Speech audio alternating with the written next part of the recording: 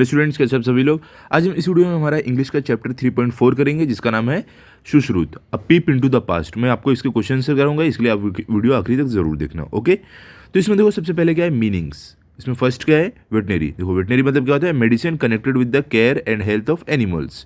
मतलब कि ऐसी दवा जो जानवरों के स्वास्थ्य के लिए, देखभाल के लिए रहती है। ठीक है, ऐसी मेडिसिन जो जानवरों की स्वास्थ्य को ठीक करने के लिए रहती है। अगर वो बीमार पड़े तो उनको वो दवा दी जाती है, उसको वेटनरी बोलते हैं। अब आ गया वेटनेरियन।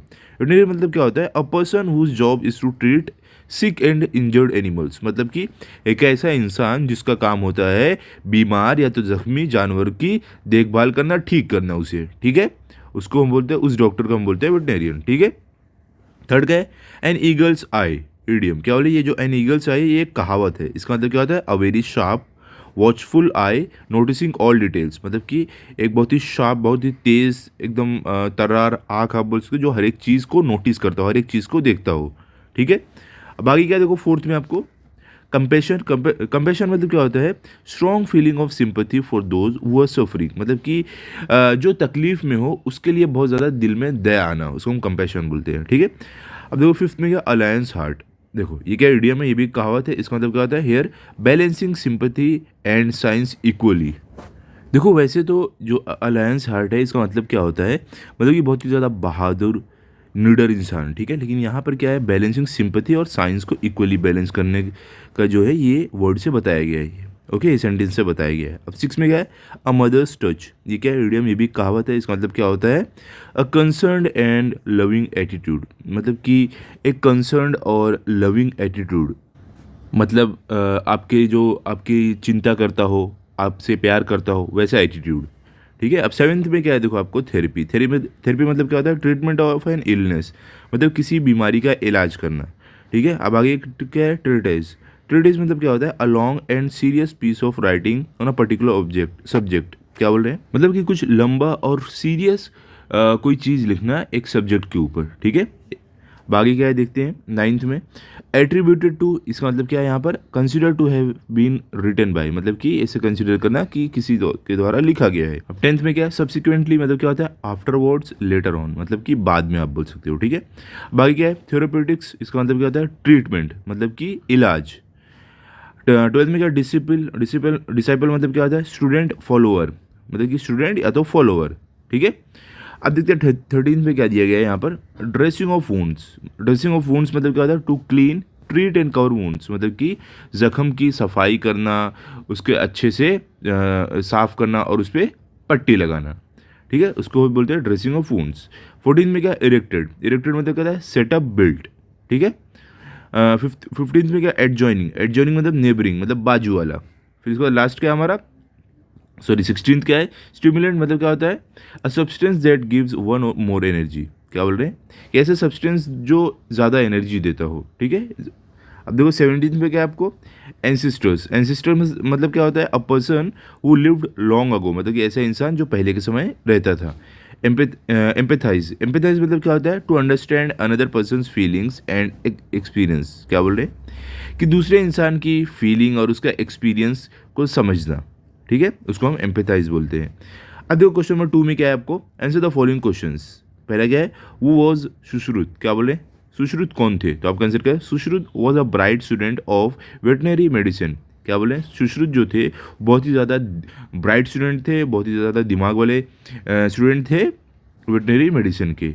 अब सेकंड में क्या है, वो वॉज शैलीहोत्र। क्या बोले, कि शैलीहोत्र कौन थे, तो आपका आंसर क्या है, शैलीहोत्र वॉज सुश्रुत टीचर। क्या बोले यहाँ पर, कि जो शैलीहोत्र थे ये सुश्रुत के टीचर थे। ठीक है। अब आगे क्या है देखो, थर्ड में आपको, what question did Shalihotra ask to test Sushruta. क्या बोले, कि कैसे क्वेश्चन शैलीहोत्र जी ने सुश्रुत से पूछा उसको टेस्ट करने के लिए। तो आंसर क्या है, Shalihotra asked Sushruta what all he would need to perform surgery on a wonderful horse. क्या बोले, शैलीहोत्र जी ने सुश्रुत से ये पूछा कि किन चीज़ों की ज़रूरत पड़ेगी अगर उन्हें एक हॉर्स पे, एक घोड़े पर सर्जरी करना हो। ठीक है, ऑपरेशन करना हो तो। अब फोर्थ में क्या, how long a period did Shalihotra allow to find the missing things. क्या बोल रहे हैं, जो शैलिहोत्री थे, जो सुश्रुत के टीचर थे, उन्होंने कितना टाइम दिया जो मिसिंग चीज़ें थी, जो गुम गई थी, जो चीज़ें खो गई थी, उसको ढूंढने के लिए कितना समय दिया? तो आंसर क्या है?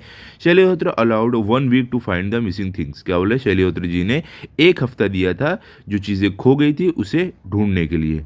अब आगे क्या है देखो, क्वेश्चन नंबर 5 में, how did Sushruta find the missing things? Select the appropriate answer from the alternatives given below. क्या बोले? सुश्रुत ने जो चीज़ें खो गई थी उसको कैसे ढूंढा? यहाँ पे से जो भी सही आंसर है नीचे जो दिया गया उसमें से चूज करके आपको लिखना है, ठीक है? तो देखो, सबसे पहला ऑप्शन आपको क्या दिया गया? By reading several books. क्या उसने कई बुक्स पढ़ के वो मिसिंग चीज़ को पाया था? या बाय कंसल्टिंग हिज फ्रेंड, या अपने दोस्त से को पूछ कर मदद लेकर उसने चीज़ ढूंढा था? या by observing his teacher carefully and thinking about what he did? या तो अपने टीचर को ऑब्जर्व करके और अच्छे से सोच कर उसने क्या किया था, ऐसे उसने मिसिंग चीज़ों को ढूंढा था? या बाय मेडिटेटिंग, या तो उसने मेडिटेट करके बुक को ढूंढा था? तो क्या आंसर है? By observing his teacher carefully and thinking about what he did. क्या है आंसर? हमारा थर्ड वाला आंसर है कि उसने अपने टीचर को अच्छे से ऑब्जर्व किया और उसके बाद सोचा उसने कि क्या किया था, तब जाकर उसको जो चीज़ खो गई थी वो मिली, ठीक है?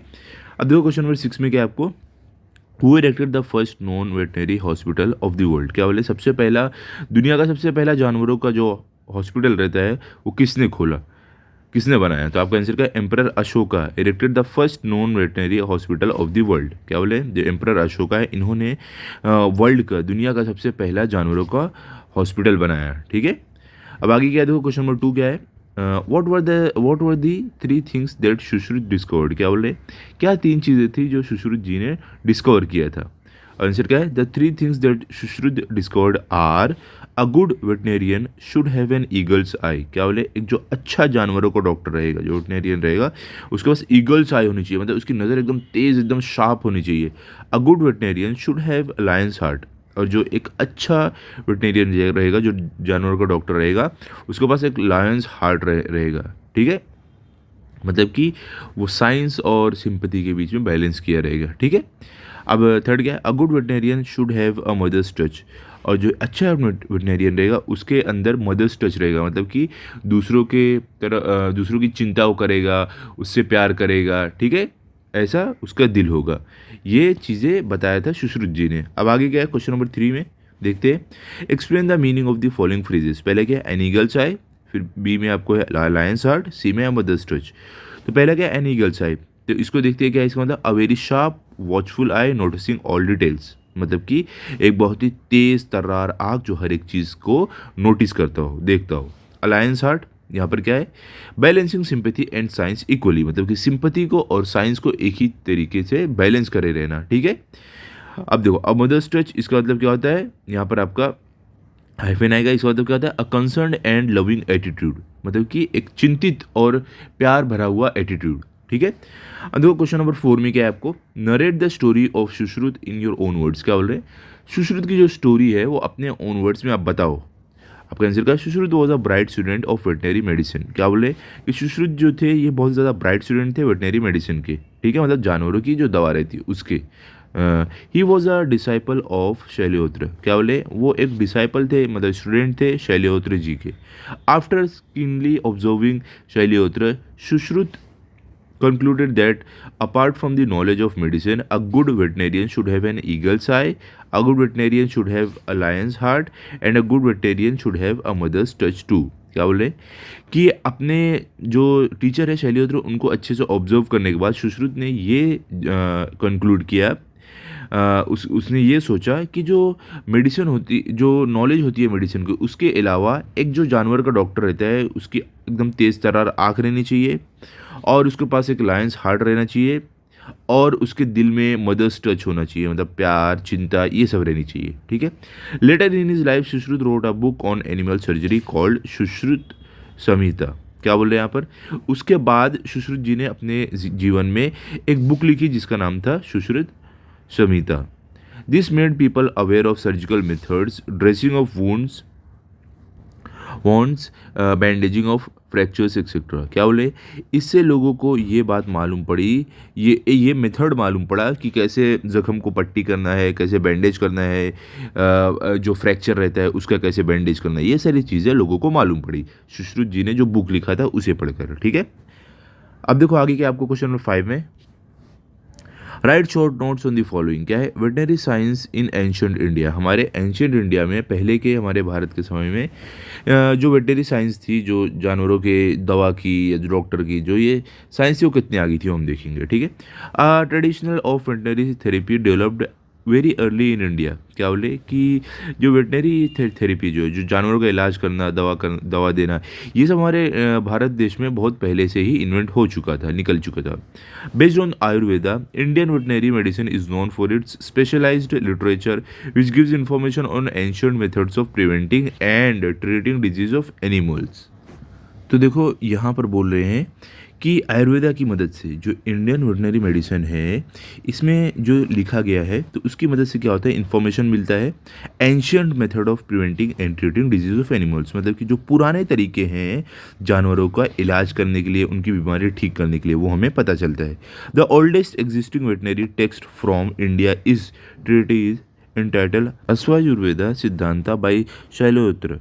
क्या बोल रहे हैं यहाँ पर कि जो सबसे ओल्डेस्ट वेटनरी टेक्स्ट मिला है इंडिया से वो है अश्वायुर्वेदा Siddhanta by शैलोत्र।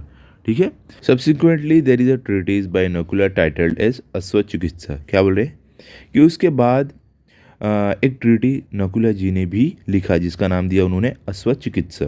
Sushruta wrote on animal surgery making people aware of surgical methods, dressing of wounds, bandaging of fractures etcetera. क्या बोल रहे हैं, जो सुश्रुत है इन्होंने क्या किया, एनिमल सर्जरी के ऊपर लिखा जिससे लोगों को मालूम पड़ा सर्जिकल मेथड और ज़ख्म को कैसे वोंड करना है, कैसे पट्टी करना है, और फ्रैक्चर अगर हो जाए तो उसको बैंडेज कैसे करना है, ये सारी चीज़ों के बारे में लोगों को मालूम पड़ा। ठीक है, अब आगे क्या है, emperor Ashoka too contributed a lot in the practice of veterinary science. क्या बोले, एम्परर जो अशोका थे इन्होंने भी बहुत ज़्यादा योगदान दिया वेटनरी साइंस में, साइंस को आगे बढ़ाने में। ठीक है, अब आगे क्या है, देखो यहाँ पर बी में, यहाँ पर बोल रहे हैं care of animals in the regime of emperor Ashoka.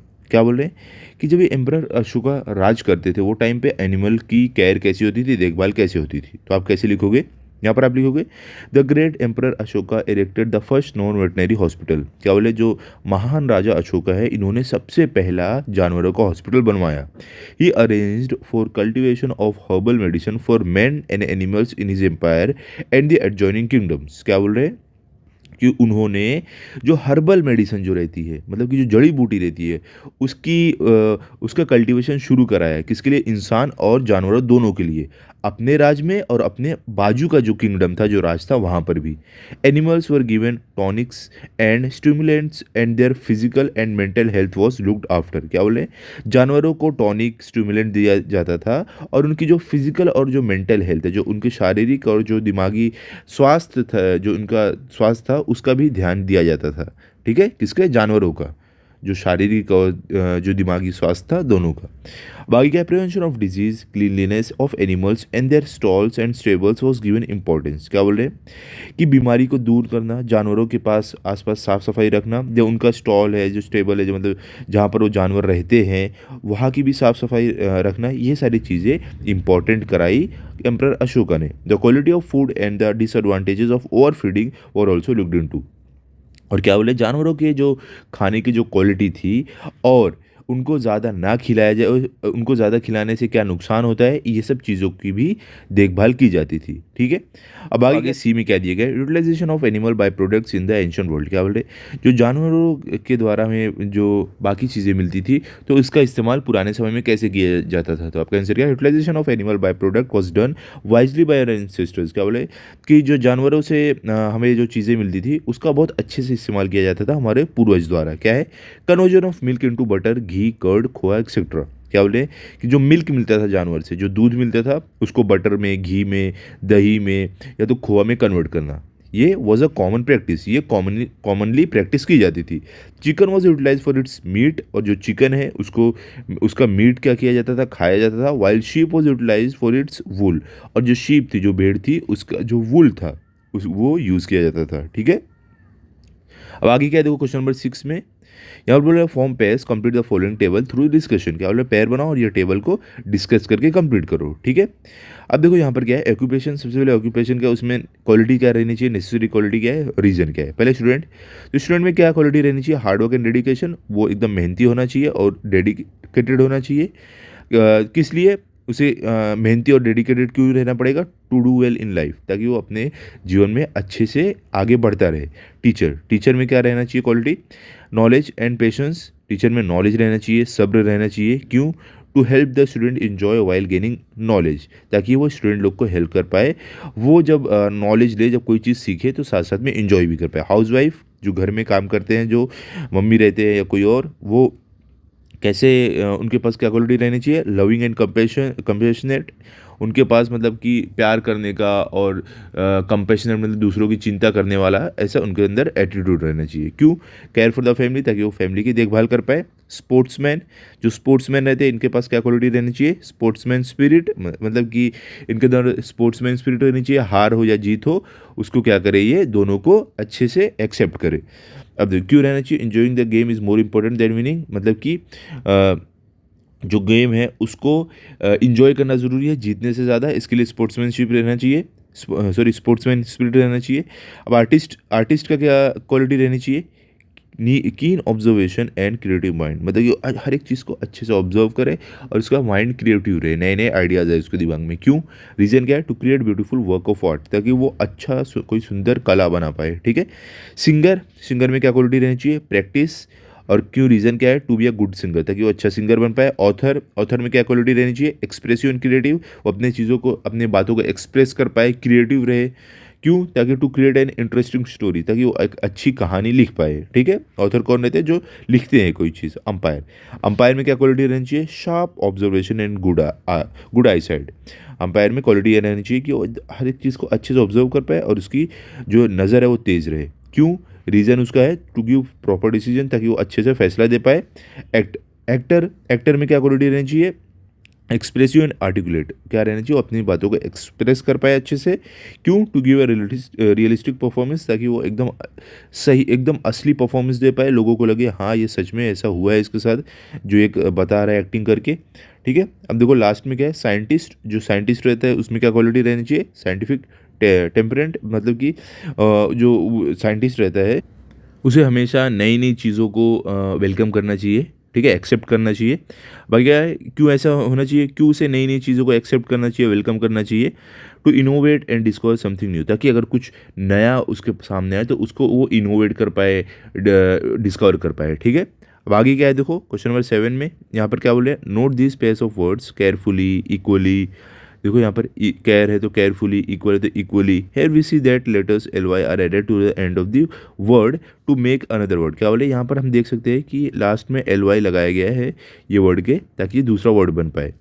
A letter or group of letters added at the end of the word to make another word is called suffix, क्या बोले, एक लेटर या तो ग्रुप ऑफ लेटर्स जिसको कोई भी word के आखिरी में लगाते हैं ताकि एक नया वर्ड बन पाए, उसको हम सफिक्स बोलते हैं, ठीक है।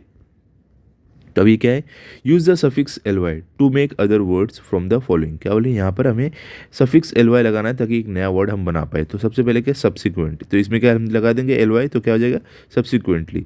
सेकंड का फ्रीक्वेंट, तो फ्रीक्वेंट में लास्ट में एल वाई लगा देंगे, क्या हो जाएगा फ्रीक्वेंट का फ्रीक्वेंटली। फिर क्या है वाइज में लास्ट में एल वाई लगाएंगे, क्या हो जाएगा वाइजली।